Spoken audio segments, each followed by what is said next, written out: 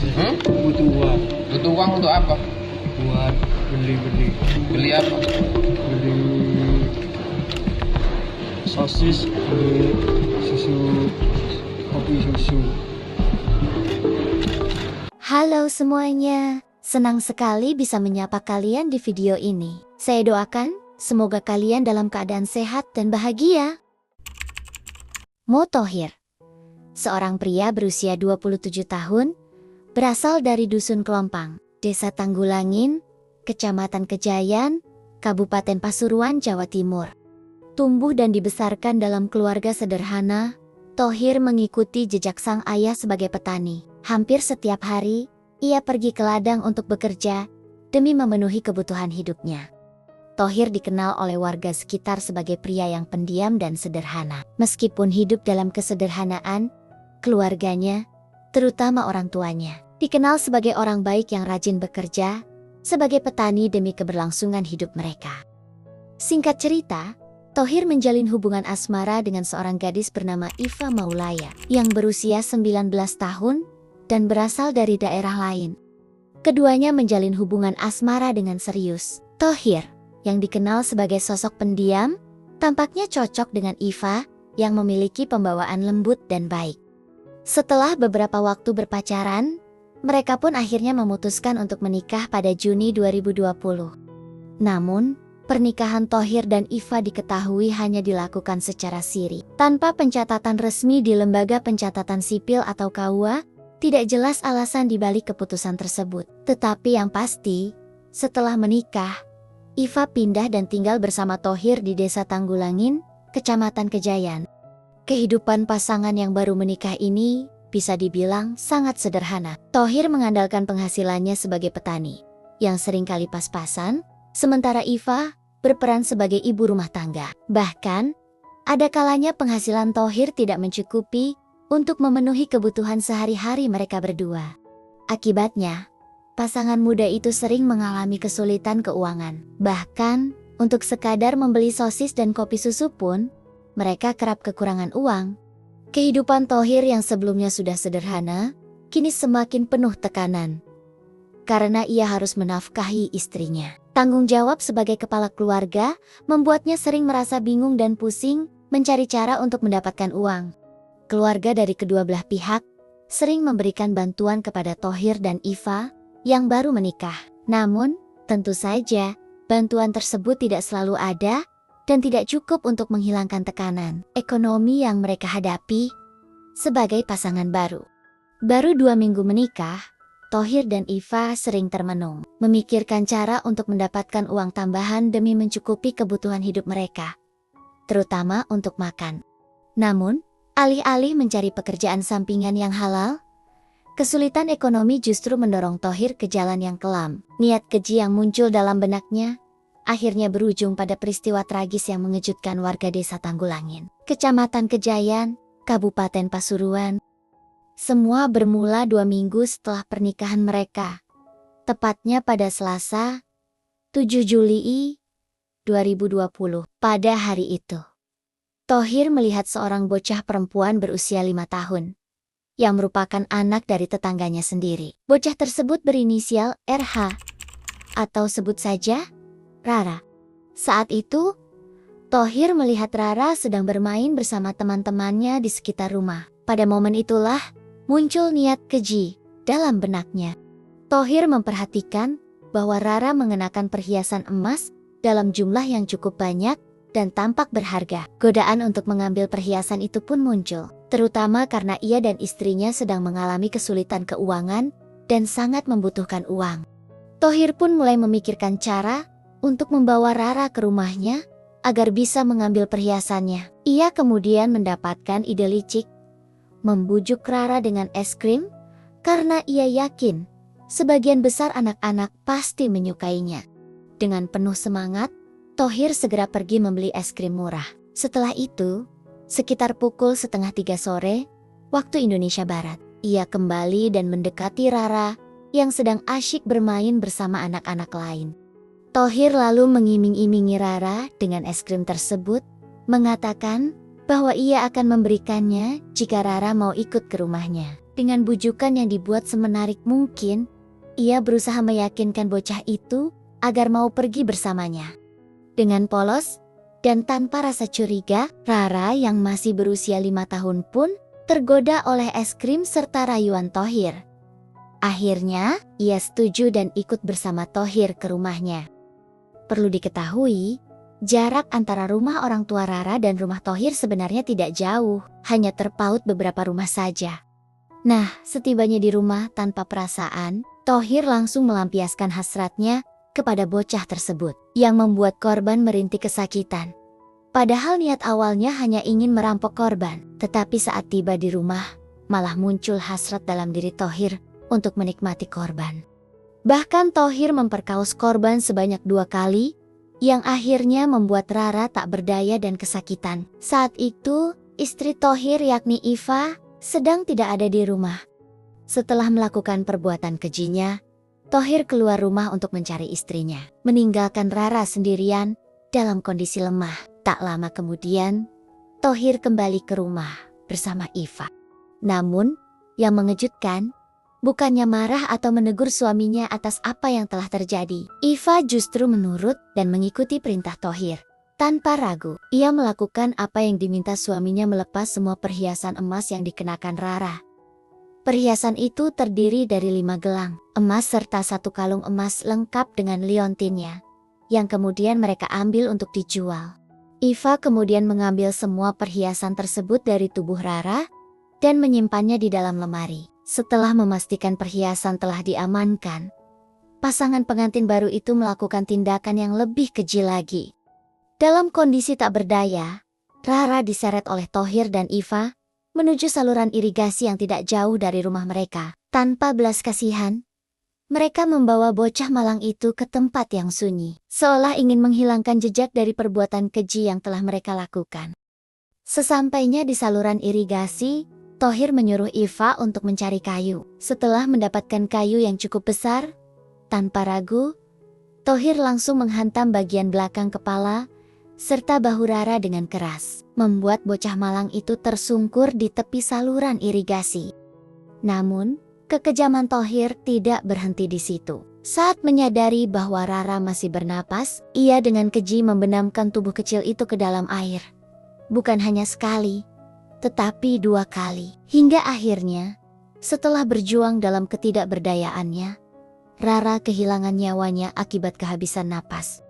Setelah memastikan bahwa Rara sudah tidak bernyawa, Thohir dan Iva segera bergegas meninggalkan tempat kejadian untuk menghilangkan jejak. Mereka berharap aksi keji mereka tidak diketahui siapapun. Namun, tak lama setelah pergi, muncul ketakutan dalam benak Thohir. Ia mulai khawatir bahwa mungkin saja Rara masih hidup, meski kenyataannya korban sudah tak bernyawa. Pikirannya dipenuhi ketakutan, jika saja Rara selamat, ia bisa melaporkan semua yang telah terjadi kepada orang tuanya. Rasa panik pun mulai menghantuinya, membuatnya berpikir untuk memastikan kembali bahwa korban benar-benar tidak akan bisa bersuara lagi. Diliputi rasa khawatir, Thohir akhirnya memutuskan untuk kembali ke lokasi parit, tempat ia membuang Rara. Ia ingin memastikan bahwa korban benar-benar telah tiada dan tidak ada kemungkinan selamat. Sekitar pukul 4 sore, ia tiba di parit dan, tanpa ragu, kembali membenamkan kepala Rara ke dalam air untuk memastikan semuanya berakhir. Setelah merasa yakin, barulah Thohir meninggalkan tempat itu dengan perasaan tenang. Kali ini, ia benar-benar percaya bahwa korban sudah tidak akan bisa melaporkan apapun. Setibanya di rumah, Thohir dan Iva mulai merencanakan langkah selanjutnya. Tanpa rasa bersalah, mereka berniat menjual perhiasan emas milik Rara. Ironisnya, hasil dari perbuatan keji mereka hendak digunakan untuk membeli sesuatu yang sepele, sosis dan kopi susu. Di sisi lain, suasana di rumah Rara mulai dipenuhi kecemasan. Sang ayah, Sucipto, dan ibunya merasa gelisah karena putri bungsu mereka belum juga pulang sejak siang hingga sore hari. Perasaan khawatir semakin menghantui ketika mereka menyadari bahwa ini adalah pertama kalinya Rara tidak kembali ke rumah hingga larut. Mereka pun segera bergegas mencari putri kecil mereka. Sucipto dan Satuha berjalan berkeliling lingkungan rumah, bertanya kepada tetangga dan anak-anak yang biasa bermain dengan Rara. Namun, tak seorang pun mengetahui keberadaannya. Rasa panik mulai menyelimuti keluarga kecil itu.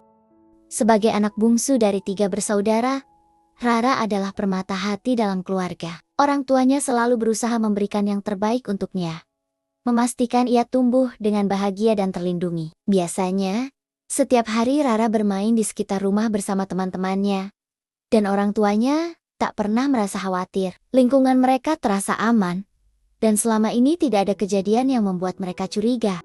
Namun, tanpa mereka sadari, bahaya bisa datang kapan saja, dan dari siapa saja. Bahkan dari orang yang tak pernah mereka sangka. Rara, bocah mungil yang begitu dicintai keluarganya, harus mengalami nasib tragis di tangan tetangganya sendiri. Lebih memilukan lagi, tetangga tersebut adalah seseorang yang dikenal pendiam, baru saja menikah, dan tidak pernah menunjukkan tanda-tanda mencurigakan sebelumnya. Kasus tragis ini akhirnya terungkap pada pukul 4:30 sore. Masih di hari yang sama, seorang petani yang sedang menuju parit untuk mengaliri air ke sawahnya, tiba-tiba dikejutkan oleh pemandangan mengerikan. Di bawah sebuah pohon besar dekat parit, ia menemukan tubuh seorang bocah yang sudah tidak bernyawa. Tubuh kecil itu tergeletak tanpa daya, tanpa ada yang menjaganya. Pemandangan tersebut sontak membuat petani itu panik dan segera berteriak meminta pertolongan warga sekitar. Dalam hitungan menit, kabar penemuan jasad bocah itu menyebar, membuat warga berdatangan ke lokasi. Keheningan yang sebelumnya menyelimuti desa mendadak berubah menjadi kegemparan. Mereka yang mengenal Rara dengan baik merasa terpukul dan tak percaya bahwa bocah ceria itu kini telah pergi dengan cara yang begitu tragis. Petani tersebut sangat syok saat melihat kondisi korban yang begitu mengenaskan. Tak sanggup menghadapi pemandangan itu sendirian, ia langsung berlari menuju pemukiman warga untuk melaporkan temuannya. Suaranya yang panik dan penuh ketakutan segera menarik perhatian banyak orang. Hingga dalam waktu singkat, kabar ini menyebar ke seluruh desa Tanggulangin. Warga yang mendengar berita tersebut segera berbondong-bondong menuju lokasi untuk memastikan kebenarannya. Kepanikan dan kesedihan melanda desa kecil itu, karena tak ada yang menyangka akan terjadi kejadian sekeji ini di lingkungan mereka sendiri. Tak lama setelah warga mengetahui kejadian tersebut, laporan resmi pun disampaikan kepada pihak kepolisian. Sekitar pukul 5 sore, aparat kepolisian segera bergerak menuju lokasi untuk melakukan penyelidikan lebih lanjut. Mereka berusaha mengungkap fakta di balik tragedi yang menggemparkan ini dan mencari tahu siapa pelaku di balik peristiwa keji tersebut. Sementara menunggu kedatangan polisi, rasa penasaran membuat warga desa berbondong-bondong mendatangi lokasi kejadian. Mereka ingin melihat langsung kondisi korban dan mencari tahu apa yang sebenarnya terjadi. Namun, begitu melihat tubuh kecil yang tak bernyawa itu, suasana berubah drastis. Warga yang awalnya hanya penasaran kini diliputi rasa syok dan ketakutan. Tak sedikit yang menangis, merasa tidak percaya bahwa tragedi semengerikan ini bisa terjadi di desa mereka. Desa yang selama ini dikenal aman dan tentram. Kejadian ini benar-benar di luar dugaan. Selama bertahun-tahun, Desa Tanggulangin tidak pernah mengalami peristiwa keji seperti ini. Kini, ketakutan menyelimuti warga karena mereka sadar bahwa bahaya bisa datang dari mana saja, bahkan dari orang yang selama ini mereka anggap tidak mencurigakan. Tak lama setelah laporan diterima, polisi tiba di lokasi kejadian dan segera melakukan olah tempat kejadian perkara. Dengan penuh kehati-hatian, mereka mengamankan area tersebut untuk mengumpulkan bukti-bukti yang bisa mengarah pada pelaku. Jasad korban kemudian dievakuasi dan dibawa ke Rumah Sakit Pusdik Sabara Bayangkara Porong untuk dilakukan autopsi. Dari hasil pemeriksaan medis, terungkap bahwa penyebab utama kematian korban adalah kesulitan bernapas akibat kepalanya dibenamkan ke dalam air. Selain itu, ditemukan luka lebam di bagian belakang kepala yang diduga akibat hantaman benda tumpul, serta luka serius di area tubuh lain yang mengindikasikan adanya tindak kekerasan sebelum korban dihabisi. Temuan ini memperjelas bahwa kasus ini adalah tindakan keji yang disengaja. Polisi pun segera bergerak cepat untuk memburu pelaku. Mereka mulai menggali informasi dengan mewawancarai saksi-saksi yang terakhir melihat korban, serta mengumpulkan bukti-bukti penting dari tempat kejadian perkara, termasuk pakaian korban dan potongan kayu yang diduga digunakan dalam kejadian tersebut. Langkah demi langkah, polisi mulai merangkai kejadian tragis ini, bertekad untuk mengungkap siapa pelaku sebenarnya dan memastikan bahwa keadilan ditegakkan. Hanya dalam beberapa jam setelah korban ditemukan, polisi berhasil mengantongi identitas pelaku. Ini terjadi setelah salah satu saksi memberikan keterangan penting. Ia mengaku sempat melihat korban terakhir kali bersama seseorang sebelum akhirnya ditemukan tak bernyawa. Dari informasi tersebut, penyelidikan semakin mengerucut hingga akhirnya mengarah pada pasangan pengantin baru, Moh Thohir dan istrinya, Iva Maulaya. Fakta yang mengejutkan adalah bahwa keduanya bukan orang asing. Bagi korban, mereka adalah tetangga dekat yang selama ini dikenal biasa saja di lingkungan sekitar. Kabar ini semakin menggemparkan warga desa. Tak ada yang menyangka bahwa pasangan yang baru menikah 2 bulan lalu itu bisa tega melakukan perbuatan sekeji ini. Polisi pun segera bergerak untuk menangkap Thohir dan Iva, memastikan bahwa mereka tidak bisa melarikan diri dari konsekuensi atas perbuatan mereka. Setelah identitas para pelaku terungkap, polisi bergerak cepat. Tak butuh waktu lama, pada Rabu 8 Juli 2020, mereka berhasil menangkap pasangan pengantin baru itu di kediamannya. Tanpa perlawanan, Thohir dan Iva langsung dibawa ke Polres Pasuruan untuk menjalani pemeriksaan lebih lanjut.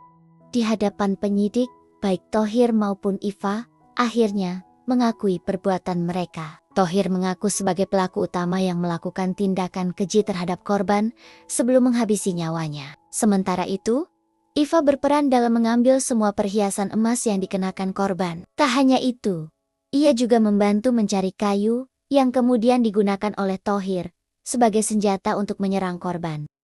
Pengakuan keduanya semakin menguatkan bukti-bukti yang telah dikumpulkan polisi. Kasus ini pun menjadi perhatian luas, mengingat kejahatan yang dilakukan begitu keji, apalagi dilakukan oleh pasangan yang baru menikah dan dikenal sebagai warga biasa di lingkungan mereka. Saat diinterogasi, polisi mempertanyakan motif sebenarnya dari tindakan Thohir. Jika niat awalnya hanya ingin merampok, mengapa ia juga melakukan kekejian lain terhadap korban? Dengan tanpa rasa penyesalan, Thohir mengungkap alasan yang mengejutkan. Ia mengaku bahwa tindakan biadabnya dilakukan karena merasa tidak puas dengan istrinya dan ingin merasakan hubungan dengan orang lain. Sementara itu, alasan ia menghabisi korban adalah karena takut korban akan melaporkan kejadian tersebut kepada orang tuanya. Thohir khawatir jika korban mengadu, orang tua korban akan melakukan sesuatu terhadapnya. Oleh karena itu, ia memilih untuk menghilangkan nyawa korban agar tidak ada yang mengetahui perbuatannya. Ketika polisi menanyakan alasan utama dirinya merampok perhiasan korban, jawaban Thohir semakin membuat geleng-geleng kepala. Ia mengaku butuh uang hanya untuk membeli sosis dan kopi susu. Pengakuan ini benar-benar di luar nalar, mengingat kejahatan yang dilakukannya begitu keji hanya demi alasan yang begitu sepele. Berita mengenai kejahatan keji yang dilakukan oleh Thohir dan Iva membuat warga desa Tanggulangin geram dan marah. Mereka tak menyangka bahwa pasangan pengantin baru itu yang dikenal pendiam ternyata adalah dalang di balik hilangnya nyawa Rara bocah 5 tahun. Kesedihan mendalam dirasakan oleh orang tua korban, Sucipto dan Satuha. Mereka sangat histeris setelah mengetahui nasib tragis putri bungsu mereka. Sucipto mengaku tak percaya bahwa Thohir, yang selama ini merupakan tetangga mereka sendiri, sanggup melakukan perbuatan sekejam itu. Ia pun berharap agar pelaku dihukum seberat-beratnya sesuai dengan perbuatannya. Apa yang mereka lakukan ini jahat. Sungguh jahat sekali, ujarnya sambil mengusap air mata. Untuk menghindari kemungkinan amukan massa, rekonstruksi kasus ini dilakukan di Mapolres Pasuruan pada Selasa, 28 Juli 2020.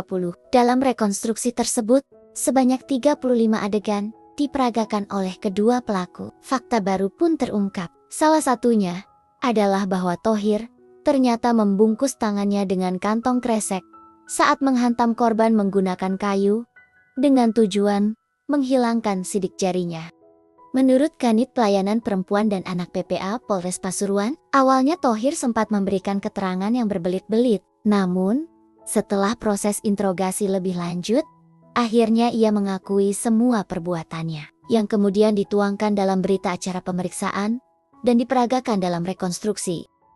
Selama menjalani masa tahanan, tersangka kedua, Iva Maulaya, sering mengigau dan berteriak-teriak di dalam sel. Hal ini membuat Polres Pasuruan memeriksa kondisi kejiwaannya di Rumah Sakit Jiwa Lawang, Kabupaten Malang, pada bulan Juli 2020. Hasil pemeriksaan menunjukkan bahwa Iva tidak mengalami gangguan jiwa. Meskipun kondisi mentalnya terguncang akibat kasus ini, Kasat Reskrim Polres Pasuruan menegaskan bahwa meskipun tersangka mengalami depresi, itu tidak menghilangkan tanggung jawab hukum atas perbuatannya. Thohir dan Iva yang baru 2 minggu menikah, kini harus menjalani hidup di balik jeruji besi. Mereka dijerat dengan pasal berlapis, antara lain, Undang-Undang Nomor 35 Tahun 2014, Pasal 80 Ayat 1, dan Pasal 81 Ayat 3, tentang perlindungan anak, dengan ancaman hukuman 15 tahun penjara. Pasal 340 KUHP tentang pembunuhan berencana, yang dapat mengancam hukuman seumur hidup. Pasal 365 KUHP tentang pencurian dengan kekerasan, dengan ancaman hukuman 15 tahun penjara. Pasal 285 KUHP tentang pemerkosaan, yang diancam hukuman 12 tahun penjara. Kisah tragis ini menjadi pengingat bagi masyarakat, bahwa kejahatan bisa terjadi di mana saja, bahkan dilakukan oleh orang yang selama ini dianggap tidak mencurigakan. Baiklah teman-teman, itu dia kisah yang bisa kita ambil pelajaran hari ini. Semoga kita semua selalu diberi perlindungan dan dijauhkan dari hal-hal buruk. Jangan lupa dukung terus channel ini dengan like, share, dan subscribe. Sampai jumpa di cerita berikutnya.